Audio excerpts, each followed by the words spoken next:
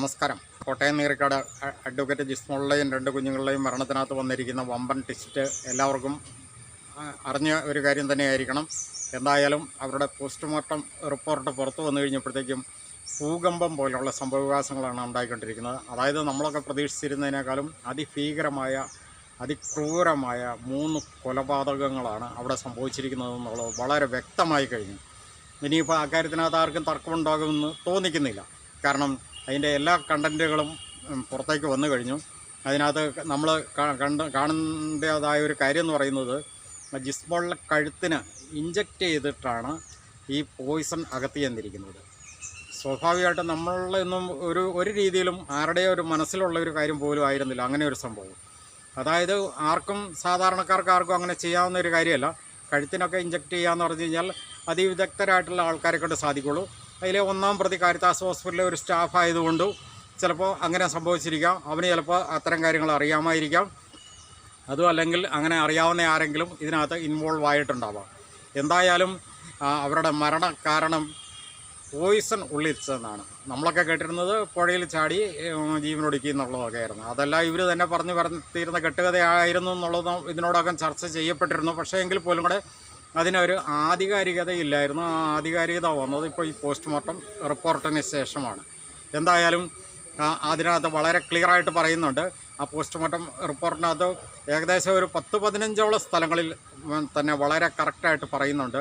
ഇവർ പറഞ്ഞിരുന്നത് പോലുള്ളൊരു മരണം അല്ല സംഭവിച്ചിരിക്കുന്നത് എന്ന് വളരെ ക്ലിയറായിട്ട് പറയുന്നുണ്ട്. മരണ കാരണം പോയിസൺ അകത്ത് ചെന്നിട്ടാണ്. ആ പോയിസൺ എന്ന് പറയുന്നത് നല്ല ഗാഢത കൂടിയ പോയിസൺ തന്നെയാണ്. കാരണം അതിനകത്ത് പോയിസണിൻ്റെ സ്മെല്ല് പറയുന്നുണ്ട്.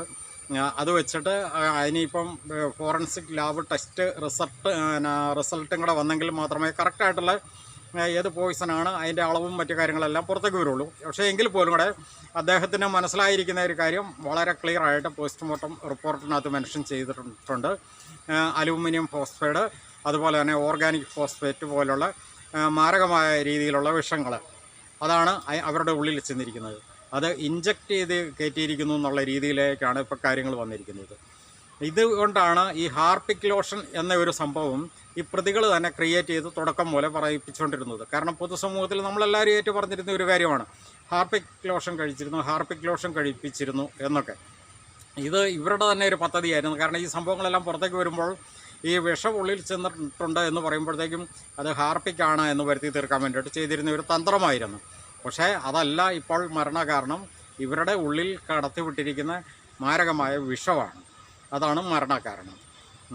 അവനെ ജിസ്മോൾക്ക് ശേഷം ആ മൂത്ത കൊച്ചിനും അത് തന്നെയാണ് സംഭവിച്ചിരിക്കുന്നത്. മൂത്ത കൊച്ചിനെ കൈ മുട്ടിനും അതോടൊപ്പം തന്നെ അതിൻ്റെ തുടയ്ക്കും ഇഞ്ചക്റ്റ് ചെയ്തിട്ട് ആ കുഞ്ഞിന് ശ്വാസകോശത്തിനകത്ത് നീർക്കെട്ട് സംഭവിച്ചിരിക്കുന്നു. സ്വാഭാവികമായിട്ട് ഉള്ളിലേക്ക് വിഷം ചെന്ന് കഴിഞ്ഞാൽ പെട്ടെന്ന് സംഭവിക്കുന്ന ഒരു കാര്യമാണെന്നാണ് വിദഗ്ധർ പറയുന്നത്. അങ്ങനെ ആ കുട്ടിയും ഇതുപോലെ തന്നെയാണ് മരണപ്പെട്ടിരിക്കുന്നത്. വിഷാംശം ഉള്ളിൽ ചെന്നാണ് മരണപ്പെട്ടിരിക്കുന്നത്. ഒരിക്കലും വെള്ളം കുടിച്ചല്ല മരണപ്പെട്ടിരിക്കുന്നത്. പക്ഷേ അവിടെയും ഈ കുട്ടിയെ വെള്ളം കുടിപ്പിക്കാൻ ശ്രമിച്ചിരുന്നതായിട്ടും അതുപോലെ ജിസ്മോൾ വെള്ളം കുടിപ്പിക്കാൻ ശ്രമിച്ചിരുന്നതായിട്ടും വെള്ളത്തിൽ വീണാണ് മരണപ്പെട്ടിരുന്നതെന്ന് വരുത്തി തീർക്കാനായിട്ടും പ്രതികൾ ശ്രമിച്ചിരുന്നതായിട്ട് ഡോക്ടർ അതിനകത്ത് തന്നെ മെൻഷൻ ചെയ്തിട്ടുണ്ട്. ഇനി അതിനേക്കാളെല്ലാം ഭീകരം എന്ന് പറയുന്നത് ആ ഏറ്റവും ഇളയ കുട്ടിയാണ്. ഏറ്റവും ഇളയ കുട്ടിയുടെ കാര്യം പ്രത്യേകിച്ച് പറയേണ്ട കാര്യമില്ല. വെറും 1 വയസ്സും 2 മാസമായ കുഞ്ഞിനെ അതിദാരുണമായ രീതിയിൽ, അതായത് അതിൻ്റെ ഉള്ളിൽ വിഷം ചെന്നിട്ടുണ്ട്, വിഷം വായിലൊഴിച്ച് കൊടുത്തിട്ടുണ്ടാവാം. അതുപോലെ തന്നെ അതിൻ്റെ ശരീരത്ത് ഏൽപ്പിച്ചിരിക്കുന്ന ക്ഷതം അതാണ് നമ്മളെയൊക്കെ ഭയങ്കരമായിട്ട് അത്ഭുതപ്പെടുത്തുന്നത്. വെറും 1 വയസ്സ് മാത്രം കഴിഞ്ഞിരിക്കുന്ന കുട്ടിയുടെ തലയോട്ടി വരെ തകർക്കുന്ന രീതിയിലുള്ള ക്ഷതം ആ കുട്ടിയുടെ ശരീരത്തെ ഏൽപ്പിച്ചിരിക്കുന്നു. അതുപോലെ തന്നെ അതിൻ്റെ ശരീരത്തിലും. അപ്പോൾ നമുക്കറിയാം 1 വയസ്സായ കുട്ടിയുടെ തലയോട്ടി തകർക്കുക എന്ന് പറഞ്ഞു കഴിഞ്ഞാൽ സാധാരണ അത്യാവശ്യം ആരോഗ്യമുള്ള ഒരുത്തൻ ആ തലക്കെട്ടൊരു അടി വെച്ച് കൊടുത്തു കഴിഞ്ഞാൽ സ്വാഭാവികമായിട്ട് വെറും കൊച്ചു കുഞ്ഞെന്നുള്ള നിലയ്ക്ക് അതിൻ്റെ തലയോട്ടി തകരും. അപ്പോൾ ഇത്രയും മാരകമായ രീതിയിൽ അല്ലെങ്കിൽ ഇത്ര ഭീകരമായ രീതിയിൽ ഈ 3 കൊലപാതകങ്ങൾ നടത്തിയിരിക്കപ്പെട്ടിരിക്കുകയാണ്. ഇത് ഇനിയെങ്കിലും ഇത്രയും നാൾ ഇനിയിപ്പോൾ അന്വേഷണ സംഘം ഉറങ്ങിക്കിടക്കുമായിരുന്നു. നമുക്കറിയാം ഇത് ഏതെല്ലാം രീതിയിൽ ഈ പ്രതികൾ പറഞ്ഞിരുന്ന ആ ലെവലിലേക്ക് എത്തിക്കാനായിട്ട് അന്വേഷണ സംഘവും പ്രതികളും അവർക്ക് വേണ്ടി ഓശാന പാടുന്നവർ കുറേ പേരും അതിന് ശ്രമിച്ചിരുന്നു. പക്ഷേ അതെല്ലാം പൊളിഞ്ഞ് പാളിഷായി. ഇനിയാണെങ്കിലും ശക്തമായിട്ടുള്ള അന്വേഷണവും ബാക്കിയുള്ള പ്രതികളിലേക്ക് കൂടി എത്തേണ്ടിയിരിക്കുന്നു. അതുപോലെ തന്നെ നമ്മൾ എടുത്തു കാണേണ്ട ഒരു കാര്യമാണ് ആ ജോസഫ് എന്ന് പറയുന്ന വ്യക്തി, അതായത് ഇതിനകത്ത് ജിമ്മിയുടെ തന്തയായ ജോസഫ് അന്നേ ദിവസം ഒരു മെസ്സേജ് അയച്ചിരിക്കുന്നത്. ആ മെസ്സേജ് പോലും ഇവർ പ്ലാൻ ചെയ്ത് അയച്ചിരിക്കുന്നു എന്നുള്ളിടത്താണ് ഇപ്പോൾ നമ്മൾ സംശയിക്കേണ്ടിയിരിക്കുന്നത്. കാരണം മൂത്ത മകൾക്ക് അങ്ങനെ ഒരു മെസ്സേജ് അയച്ചപ്പോൾ അതിനകത്ത് തന്നെ പറഞ്ഞിരിക്കുന്നു ജിസ്മോൾ ഇന്നലെ തന്നെ മരിക്കാൻ തയ്യാറായിരുന്നു എന്ന്. അപ്പോൾ അവിടെ വ്യക്തമാണ്, അതായത് തലേന്ന് തന്നെ അവിടെ മരണം സംഭവിച്ചിരിക്കുന്നു എന്നുള്ളത് നമ്മൾ നേരത്തെ സംശയിച്ച ആ ഒരു പോയിന്റിലേക്ക് തന്നെയാണ് ഇവിടെ വന്നിരിക്കുന്നത്. ഇവിടെ പോസ്റ്റ്മോർട്ടം ചെയ്തിരിക്കുന്നത് ഡോക്ടർ കറക്റ്റായിട്ട് മരണ സമയം മെൻഷൻ ചെയ്തിട്ടില്ല എന്നുള്ളത് ഒഴിച്ചു കഴിഞ്ഞ് കഴിഞ്ഞാലും അവിടെ സംഭവിച്ചിരിക്കുന്ന കാര്യങ്ങൾ അങ്ങനെയാണ് എന്നുള്ള രീതിയിലേക്കാണ് സൂചന വന്നിരിക്കുന്നത്. ഇനിയിപ്പം നമ്മൾ എടുത്തു കാണേണ്ട മറ്റൊരു കാര്യം എന്ന് പറയുന്നത് ഇവരുടെ 3 പേരുടെയും ബോഡി ആ വെള്ളത്തിൽ നിന്ന് എടുക്കുമ്പോൾ ഉള്ള ഒരു സാഹചര്യം നമ്മളെല്ലാവരും കണ്ടതാണ്. അതായത് വളരെ ജീർണിച്ച് കിടന്ന ഒരു ബോഡിക്കാണ് ജീവനുണ്ടെന്നൊക്കെ പറഞ്ഞുകൊണ്ട് ഇത് പെട്ടെന്ന് ഹോസ്പിറ്റലിലേക്ക് കൊണ്ടുപോകാനായിട്ട് അവിടെ ചില പ്ലാനിങ്ങുകളൊക്കെ നടത്തിയിരിക്കുന്നത്.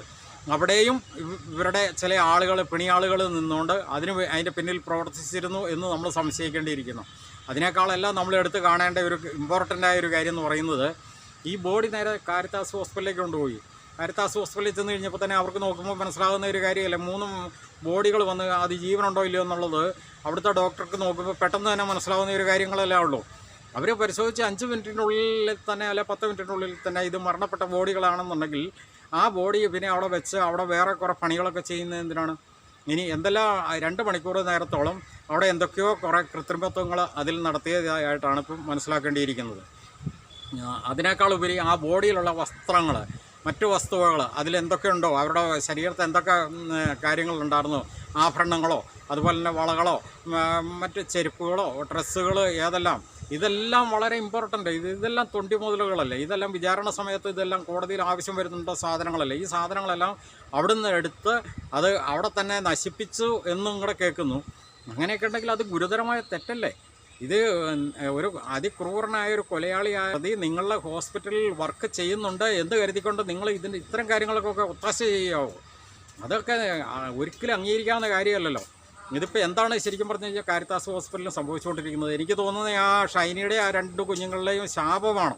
കാരണം അവരുടെ ശാപം ആ ഹോസ്പിറ്റലിന് എന്നും ഉണ്ടാവും എന്നുള്ള ഒരു കാര്യം നമുക്കറിയാവുന്ന കാര്യമാണ്. കാരണം ആ ഷൈനിയെയും 2 കുഞ്ഞുങ്ങളെയും വളരെ നികൃഷ്ടമായ രീതിയിൽ പാഞ്ഞു വരുന്ന ട്രെയിനിൻ്റെ മുന്നിലേക്ക് പറഞ്ഞയച്ചതിൽ ഒരു മുഖ്യ പങ്ക് വഹിച്ച് കാരിത്താസ് ഹോസ്പിറ്റൽ മാനേജ്മെൻറ്റ് എന്ന് പറയുന്ന ക്നാനായ കത്തോലിക്ക സഭയാണെന്നുള്ളത് നമ്മൾ നേരത്തെ പറഞ്ഞിരുന്ന ഒരു കാര്യം തന്നെയാണ്.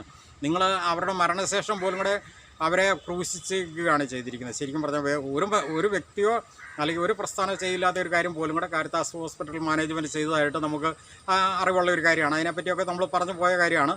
അത് ഈ ഒരു സന്ദർഭത്തിൽ ഇനിയിപ്പോൾ എടുത്ത് പറയുകയല്ല. പക്ഷേ അവരുടെ ഒരു ശാപം കൂടെ കൂടിയാണോ ഇപ്പോൾ ഇതിനകത്ത് വന്നിരിക്കുന്നതെന്നുള്ളത് സംശയിക്കേണ്ടിയിരിക്കുന്നു. ഈ ജിസ്മോളിലെയും ആ 2 കുഞ്ഞുങ്ങളുടെയും ബോഡിയിൽ വന്നിരിക്കുന്ന കാര്യങ്ങൾ നിങ്ങൾ കാരിത്താസ് ഹോസ്പിറ്റലുകാർ അവിടെ എന്തൊക്കെ ചെയ്തിട്ടുണ്ടെങ്കിൽ തന്നെ അത് ഭയങ്കര ഗുരുതരമായ തെറ്റാണ്.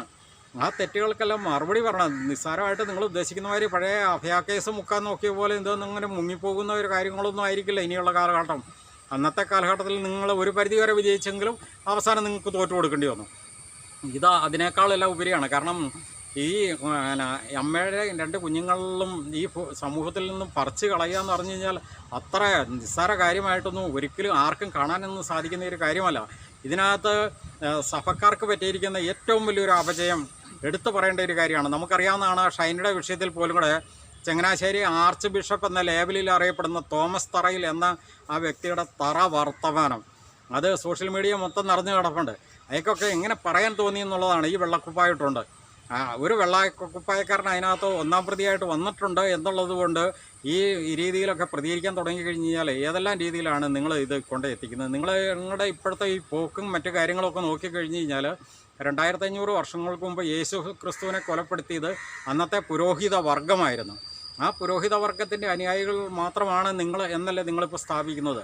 ഇന്ന് നിങ്ങൾ യേശു ക്രിസ്തുവിൻ്റെ പേരും പറഞ്ഞുകൊണ്ട് അതേ പുരോഹിത വർഗത്തിൻ്റെ, അതായത് അന്ന് യേശു ക്രിസ്തുവിനെ കൊലപ്പെടുത്തിയ പുരോഹിത വർഗത്തിൻ്റെ ആ ക്രൂരരായ കൊലയാളികളുടെ അനുയായികളായിട്ട് ഇന്ന് നിങ്ങൾ ഇവിടെ വിരാജിക്കുന്നു. അതാണ് ഇപ്പോൾ സംഭവിച്ചുകൊണ്ടിരിക്കുന്ന കാര്യങ്ങൾ. അതിൻ്റെ ഒരു ധ്വനിയാണ് ഈ തോമസ് തറയിൽ എന്ന ആ വ്യക്തിയുടെ വായിൽ നിന്നും വന്നിരിക്കുന്ന വർത്തമാനം. അതുപോലെ തന്നെ നമുക്കറിയാവുന്നതാണ് ഈ കോട്ടയം ക്നാനായ കത്തോലിക്ക സഭയുടെ തലപ്പത്തു നിന്നുണ്ടായിരിക്കുന്ന ഒരു പ്രവർത്തനം.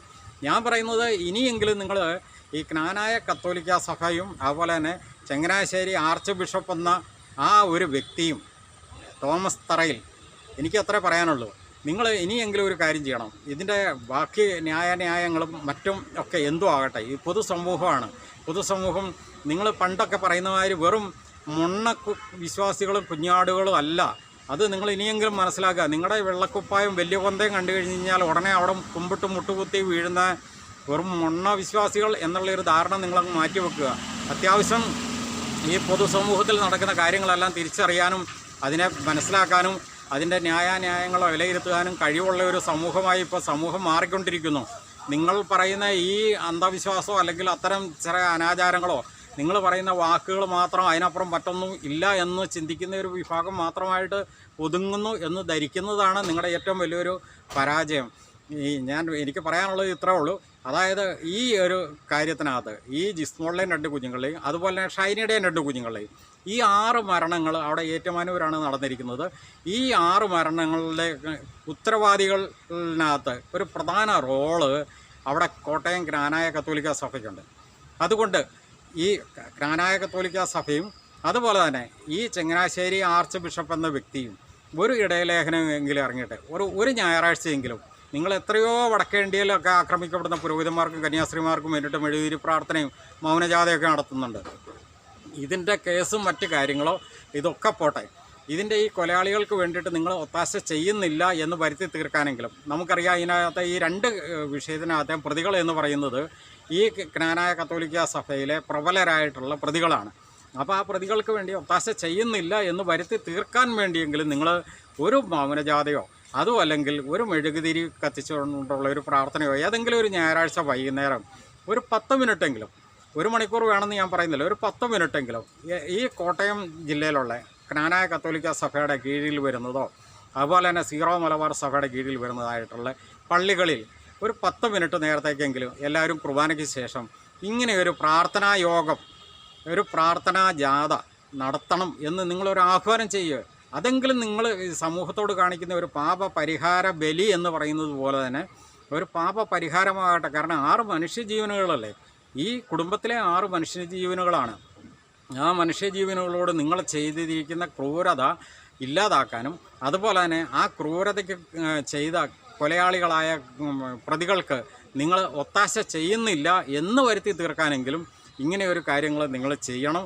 അത് ചെയ്യാത്തിടത്തോളം കാലം വളരെ അടിവരയിട്ട് ക്രിസ്തുവിൻ്റെ നാമത്തിൽ തന്നെ പറയുന്നു, നിങ്ങൾ ക്രിസ്തുവിനെ കൊലപ്പെടുത്തിയ ആ പുരോഹിതരുടെ 2500 വർഷങ്ങൾക്ക് മുമ്പ് ക്രിസ്തുവിനെ ക്രൂശിലേറ്റിയ പുരോഹിതരുടെ അതേ ശിഷ്യഗണം തന്നെയാണ് എന്ന് എല്ലാ ക്രിസ്തീയ വിശ്വാസികളുടെയും നാമത്തിൽ നിന്നുകൊണ്ട് തന്നെ അതിശക്തമായിട്ട് തന്നെ ഞാൻ പറയുന്നു.